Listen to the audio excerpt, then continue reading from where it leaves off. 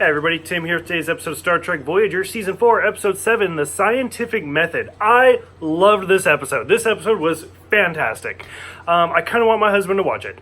So, first of all, as soon as I heard Scientific Method, it, stretched my brain as far back as I could to, 5th grade science fair, where I was like, oh, what is the scientific method? And it's the 6 steps, where you ask a question, you do your research, you make a hypothesis, you test your hypothesis, you analyze it, and you share the results. And let me tell you, I had a migraine because I took so long to think about that. Now, if you guys remember, let's go back in time 5 years to Star Trek The Next Generation, Season 6, Episode 5, Schisms. That was a great episode, and if you remember, it was like a really what the fuck just happened episode, where everything's going fine, things are great, and then you realize Riker had his arm cut off. And it's like, oh, this is not what I thought it was. This episode is basically a remake of that one, but in my opinion, it was actually done a lot better, because right off the bat, that one it took half the episode, whereas in this one, it starts right away. So, from the very beginning, we see B'Elanna and Seven having a fight and about, the hierarchy of being on Voyager and stuff like that. And then B'Elanna goes to see Tom because she's having a bad day, or actually he beams to her, and they start kissing, and then there's that MRI scan where you can see through them, but they're still kissing. That, I had no memory about this episode, but that image, triggered me. I was like, I remember this as a little kid when this episode first came out, and it kind of just stuck with me. So Chakotay is probably one of the more impressive parts about this episode. I'm not a huge Chakotay fan. Every now and then he has some good one-lines, but overall, not a big fan. This one, where he starts aging and he runs his hand through his hair and he just ends up going bald, which, by the way, now you can see how far his tattoo extends, where it's over his eye and behind his ear. The makeup is so well done, where he looks like a skeleton. He looks terrifying, and it's a really good makeup job. I thought it was great. Neelix kind of goes through the same thing, where his DNA is just being tampered with, and some dormant DNA cells that are alien from his great-grandfather are triggered, so they go from being a recessive gene to a dominant gene. And so it's kind of a fun scene where they're talking about who has it worse, because since Chakotay's older, he can't see something far away, but since Neelix now has this new alien DNA, his eyes are dilated so he can't even look at it.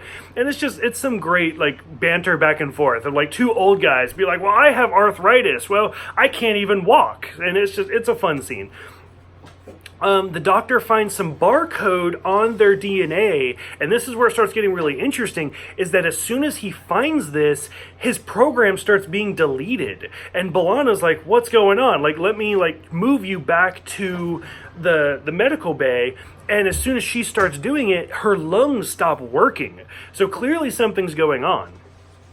So Seven is kind of the hero of this episode, where they're trying to brainstorm everything, and Janeway is just not having it throughout this whole episode.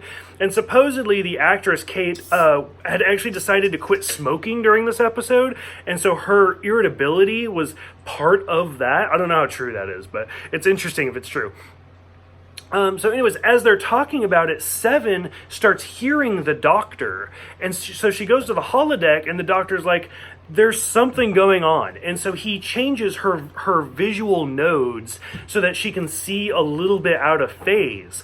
And as soon as she starts walking around the ship, she can see these aliens. She says there's 52 different aliens. And crew members are wearing braces and doing this and they're being experimented on. And when she goes and sees Janeway, Janeway, she's been complaining about a headache and being irritable and all this. She actually has needles all over her head that are out of phase, so she doesn't know what's going on. And it's creepy as fuck. It's so well done that these aliens are experimenting on us, but they don't know it. And she also has a great line where she's like, Tom and B'Elanna are throwing their relationship in our faces, and the rules are getting lax, and Tuvok, you're the head of security, you need to do something. And Tuvok actually gets a little bit of sarcasm. He's like, shall I flog them as well? And it's a great scene. Like, you don't really see Vulcans have, like, sort of a sarcastic attitude very often. So it was a really shining moment for him.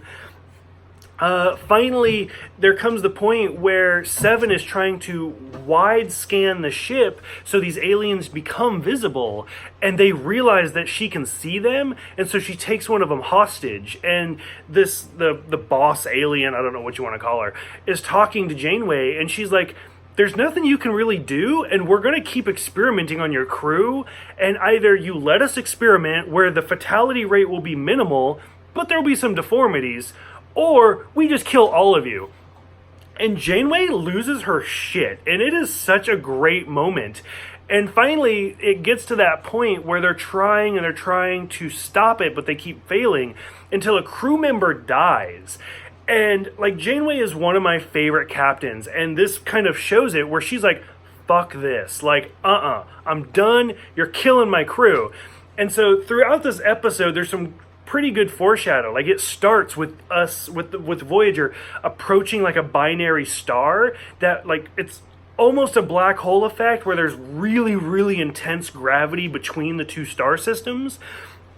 And Janeway's like, no, you're going to kill my crew anyway, so we're just going to all die together. And so she aims Voyager in between the two stars with the gravity force, and Harry's like, are we sure we want to do this? And even Tuvok is like, we have a 1 in 20 chance at best of even surviving this. And Janeway's like, oh well, let's see what happens. You kept messing with my endorphins, and this is what you're going to get. And it's basically Janeway without coffee. And so, and sure enough, the aliens start leaving. One of their ships even gets destroyed.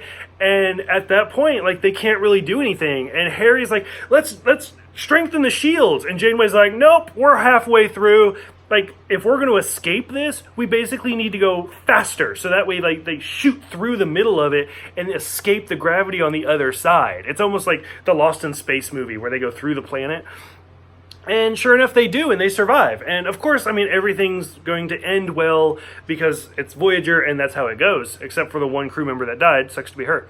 But overall, it was such a great episode, and I just loved seeing Janeway push to that limit where she just can't control it anymore. And she's like, you know what? That's it. We're all going to die because you pissed me off. And it's great. It's a really, really great moment, and I really enjoyed this episode because of that. And it kind of shows some new perspectives. So between the makeup with Chakotay, the great storyline, and everything, I'd say this is probably one of my favorite episodes of Voyager. So for those who have seen this one, what did you think of the makeup? What did you think of, like, Seven and the Doctor working together? What did you think of Janeway and her irritability? Go ahead, let me know in the comments below. Thank you guys for those who have subscribed. You guys are great. And I will see you guys next time for the two-parter, The Year of Hell.